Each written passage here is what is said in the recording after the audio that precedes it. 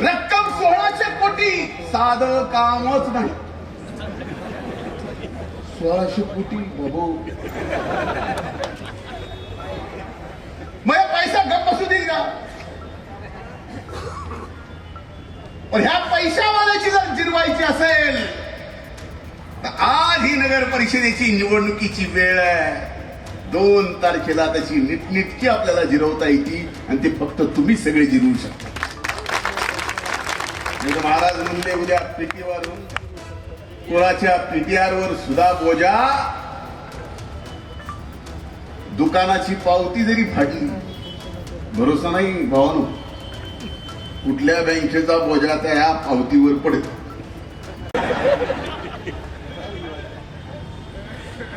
आणि आमंत्रण देताना सुद्धा दिलंय चूलबंद. असं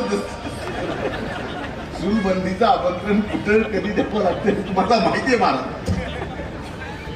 त्या गोष्टीसाठी चूलबंद करायची गरज नसते. आमचा दोस्त आहे लटपटे,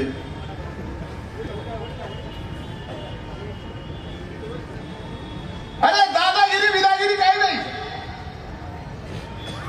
पैसा गप्प बसू देत नाही. पैसा गप्प बसू देत नाही. हा पैसा कुणाचा?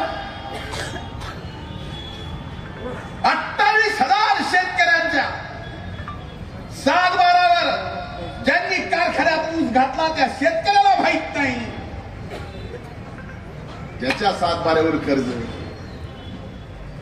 रिटायर्ड हायकोर्ट जज त्यांच्या 7-12वर कर्ज, त्यांच्या भावाच्या 7-12वर कर्ज, त्यांच्या भाऊजाईच्या 7-12वर कर्ज. 28,000. रक्कम 1600 कोटी, साधं कामच नाही. 1600 कोटी बाबू. मग पैसा गप्प बसू देईल का? पण ह्या पैशावाल्याची जर जिरवायची असेल तर आज ही नगर परिषदेची निवडणुकीची वेळ आहे. 2 तारखेला त्याची नीटनेटकी आपल्याला जिरवता येते आणि ते फक्त तुम्ही सगळे जिरवू शकता. महाराज म्हणले उद्या पीटीआरवरून कोणाच्या पीटीआरवर सुद्धा बोजा. दुकानाची पावती जरी फाडली, भरोसा नाही भावानो, कुठल्या बँकेचा बोजा त्या ह्या पावतीवर पडतो. आणि हे सगळं होतं. मला आज एक सांगायचं, मी अनेक बघितलं. मी अनेक वर्ष राजकारणाचा,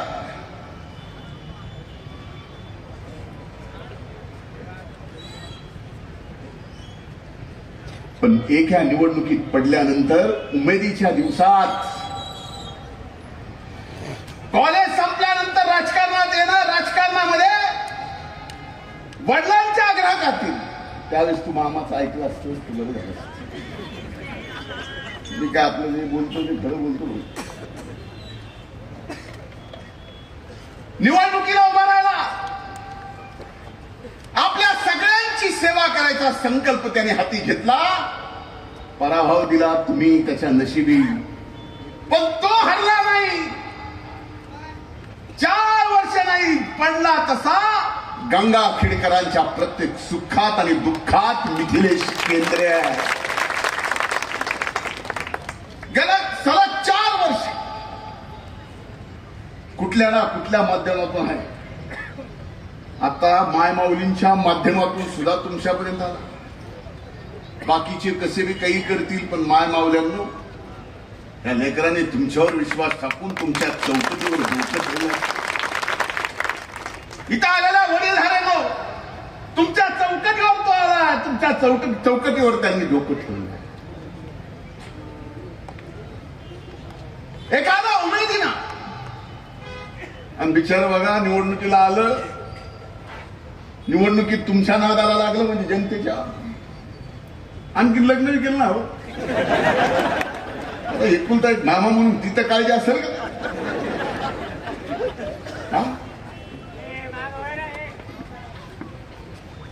म्हणजे एवढा सेवेचा नाद आहे. ऐकच म्हणून माझी आपल्याला हात जोडून कळकळीची विनंती आहे.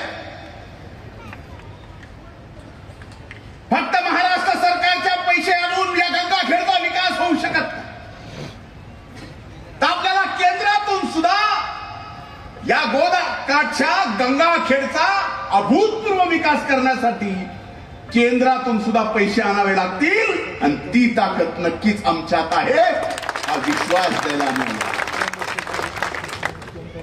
सर्व समाजाचा विकास या ठिकाणी करण्याचा प्रयत्न या ठिकाणी केला. नाही तर नगर परिषदेमध्ये आपण बघतो मागं काय झालं मला ह्याच्याबद्दल बोलायचं नाही.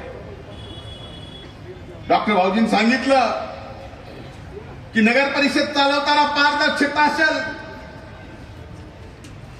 या गंगाखेडच्या कुठल्याही सामान्य शहरात राहणाऱ्या नागरिकाला 1 रुपयाचा सुद्धा त्रास होणार नाही याची काळजी सुद्धा आम्ही या ठिकाणी नक्कीच घेऊ. आणि कुणाच्या दादागिरीला ह्याला नका. नाही तर काय गेली 250 दिवस मी आपला 250-300 दिवस मी आपला गप्प होतो. मैंने समझा इस दौर में चुप रहना ही सही है. कुछ ना करते हुए भी इतनी गालियां खाई आपसे.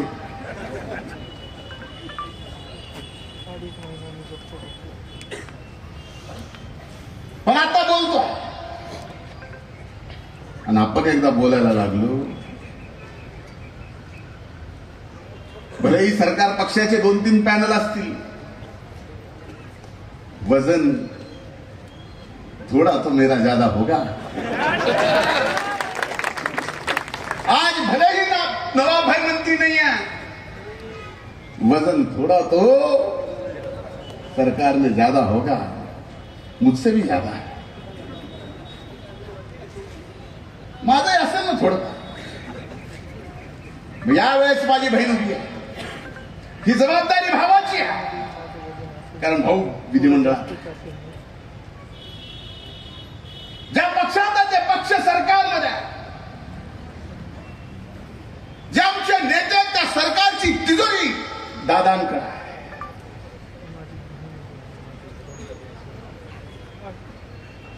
बाकी तुम्ही कुठलीही काळजी या ठिकाणी करू नका. ते पुलाचं काहीतरी म्हणलं तुम्ही महाराज, पुलं कशासाठी थांबला. आता परळी ते गंगाखेड लोहा हा रस्ता कोविडच्या काळात आपण असताना मंत्री असताना महाविकास आघाडीचे मी स्वतः नितीन गडकरी साहेबांकडनं मंजूर करून आणलेला आहे. आपल्याला काय आमच्या अण्णांनी सांगितलं, जे चांगलं करशील बाबा या हाताचं या हाताला सोडून द्यायचं. आपल्या वडीलधाऱ्यांनी सांगितलं ते पालतो. का आज मी सांगायलो का हे का काम थांबले. बरं इथंच थांबलंय ते थांबलंय. माझ्या मतदारसंघात तिथं मी थांबविले. किसने रुकाया है वो काम. कुणी आमदाराच्या आमदारांनी. इतकी वाईट वेळ कशासाठी. अरे एवढ्या शेतकऱ्यांचे कोट्यावधी कर्जाचे पैसे तुम्ही बुडवले, ते पैसे तुमच्याकडे आहेत, तरी सुद्धा छाटूक माटूक गोष्टीसाठी तुम्ही या ठिकाणी विकासाची कामं थांबवता. म्हणून अशांना आत्ताच थांबवा, नाही तर राजकारण एवढ्या वेगळ्या मार्गावर जाईल की चांगले माणसं राजकारण करायची इच्छा सुद्धा ठेवणार नाही. माझे हात जोडून आपल्याला विनंती आहे. मागच्या वेळेसही प्रचाराला आलो होतो, विधानसभेच्याही प्रचाराला आलो होतो आणि आज तिसऱ्यांदा पुन्हा आलोय. दोन्ही वेळेस प्रचाराला आलो, तुम्ही मला निराश केलं. त्यावेळेस ऐकलं ना. आज मात्र हात जोडून तुम्हाला कळकळीची विनंती करतोय की नगराध्यक्ष पदासाठी सो उर्मिलाताई मधुसूदन केंद्रे आणि या सर्व आघाडीचे उमेदवार जे घड्याळवर उभे आहेत त्याच्या समोरचं बटन दाबून जे मशालवर उभे आहेत त्याच्या समोरचं बटन दाबून अभूतपूर्व आणि ऐतिहासिक विजय मी दिले सही बर पुन्हा तो विचारायला लग्न नाही करायचं. अभूतपूर्व विजय करा. मी परळीचा विजय साजरा करायला थांबणार नाही. मी इथं येऊन विजय साजरा तुमचा